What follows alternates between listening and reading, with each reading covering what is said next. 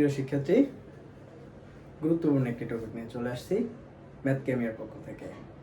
আসো, তোমাদের গণিত হোক গঠনময় এবং রসায়ন হোক রসালো, এই লক্ষ্যে ম্যাথ কেমিয়া নিয়ে এসছে ভ্যান হপের সমীকরণের সাহায্যে তাপ উৎপত্তি ও তাপ হারি বিক্রিয়ার লেখচিত্র।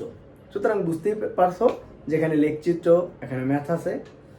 ভ্যান হপের লেখচিত্র তার মানে এখানে কেমিস্ট্রি আছে।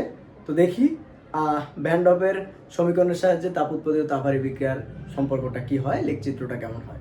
তোমরা এর আগেও এই ব্যাপারে অবগত, সুতরাং আমরা একটু অ্যাডভান্স মোডে পড়ানোর চেষ্টা করব। চলো তাহলে দেখো, ভ্যান হপ উনি ওনার তাপগতিবিদ্যার দুইটি সূত্র, ওনার টোটাল তিনটা সূত্র, তার মধ্যে প্রথম ও তৃতীয় সূত্রের সমন্বয়ে উনি একটি সূত্র উপস্থাপন করেছে বা সূত্র উনি প্রতিপাদন করেছে, যেটি হচ্ছে log k equal to minus del s by 2.303 r into 1 by t plus c। এখানে এই সমীকরণে log k আমরা বলতে পারি বিক্রিয়ার হার ধ্রুবক, অর্থাৎ বিক্রিয়ার হার ধ্রুবককে log k ধরা হয় যদি আমরা তাপগতিবিদ্যার মধ্যে চলে যাই। ডেল এস কে বলা হয় বিক্রিয়ার তাপ বা বিক্রিয়ার এনথালপি, আর কে বলা হয় মোলার গ্যাস ধ্রুবক, আর আমরা জানি মোলার গ্যাস ধ্রুবকের মান 8.314, এবং টি হচ্ছে তাপমাত্রা বা পরম তাপমাত্রা। এখানে এই বিক্রিয়ায় সি একে ধ্রুবক হিসেবে কল্পনা করা হয়েছে বা ধ্রুবক হিসেবে ধরা হয়েছে। এবার আমরা এই তাপগতিবিদ্যার ভ্যান হপের প্রতিবেদিত সমীকরণের সাহায্যে আমরা ব্যাখ্যা করব তার লেখচিত্রগুলো কেমন হবে। আর এই লেখচিত্রগুলো কি আসলো? স্যার আপনি এখানে ক্লাস নিচ্ছেন, বাইরে আপনার ও আপনাকে তো লাগবে, আমাদের এখানে ভ্যান হপের সমীকরণ চলে। আচ্ছা আচ্ছা, ভ্যান হপের সমীকরণ তাপগতিবিদ্যা রিলেটেড, রাইট রাইট। তো এইখানে এটা দেখতে একটু চিনা চিনা লাগতেছে, এই আকৃতিটা দেখতে চিনা চিনা লাগতেছে। তাই আমাকে চিনান, ডাস্টার নেন, মার্কার নেন, চিনান। আপনি আসবেন ক্লাসের মধ্যে, আসবেন ক্লাস করাবে।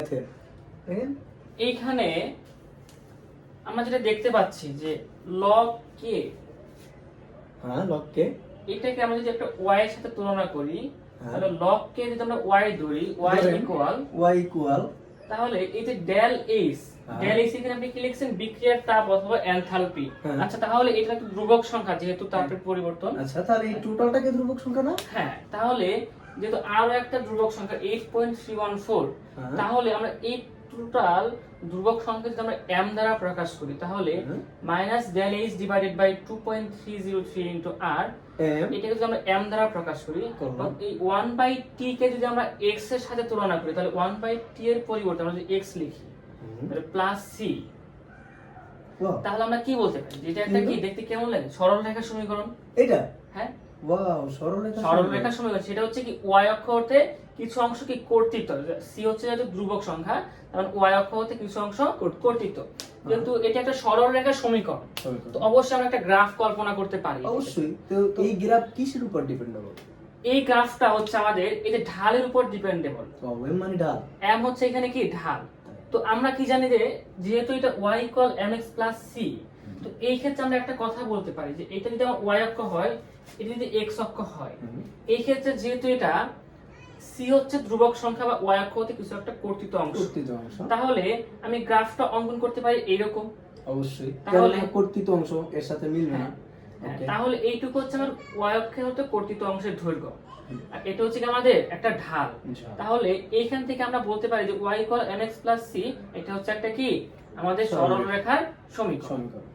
আচ্ছা, তাহলে আমরা কিভাবে বুঝতে পারলাম যে এই সরল রেখাটা এরকম ক্রমবর্ধমান? এটা তো এমনও হতে পারতো। আচ্ছা, এই ক্ষেত্রে যেটা হয়, ঢাল যখন ধনাত্মক হয়, ঢাল যখন ধনাত্মক বা পজিটিভ হয়, যখন ধনাত্মক, তখন কি হয়? তখন আমার ঢালটা হয় ক্রমবর্ধমান। আচ্ছা, আপনি লিখেন, তাহলে আমার স্টুডেন্ট, আমার অডিয়েন্স তো দেখতেছে, লিখেন।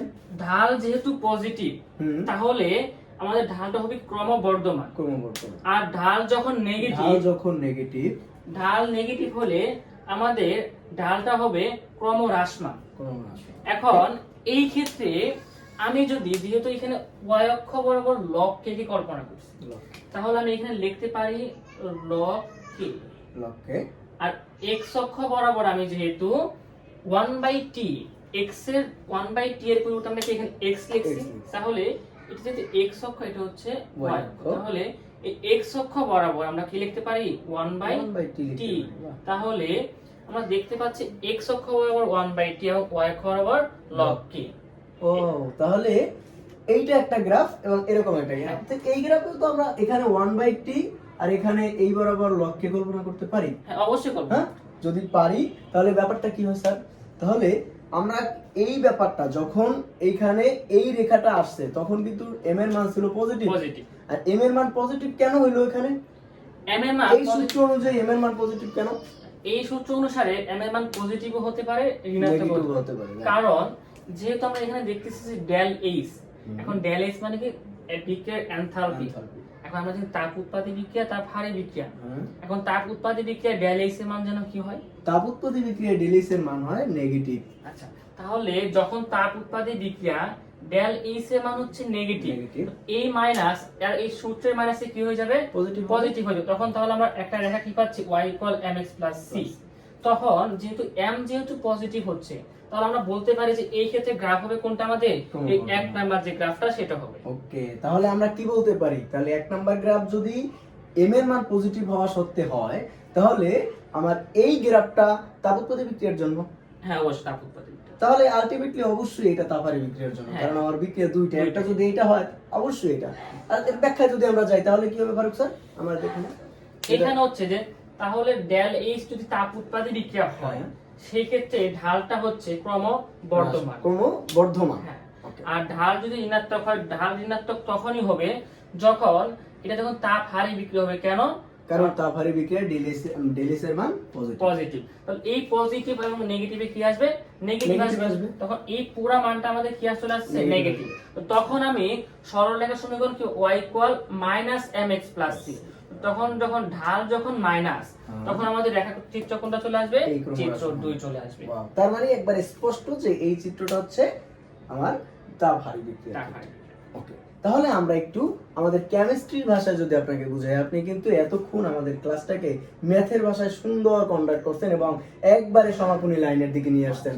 ম্যাথ কিন্তু শেষ এবং আমাদের ব্যাপারও বোঝানো শেষ, এখন শুধু কেমিস্ট্রির প্রেমটা দেখবেন। দেখেন ঘটনাটা একটু দেখেন। আমরা যে আপনি প্রথম লেখচিত্রটা অঙ্কন করলেন, তো প্রথম লেখচিত্রের ব্যাপারটা ছিল এমন, তো সেখানে m কিন্তু ছিল positive, right? m positive 1/t, আর এখানে কি ছিল? log k। আচ্ছা, এখন এটা কি বোঝায়? ক্রমবর্ধমান। তো এটা হচ্ছে তাপ উৎপাদী বিক্রিয়ার ক্ষেত্রে, তাই না? আমরা বলেছিলাম তাপ উৎপাদী। তো তাপ উৎপাদী বিক্রিয়ার ক্ষেত্রে ব্যাপারটা কি হয়?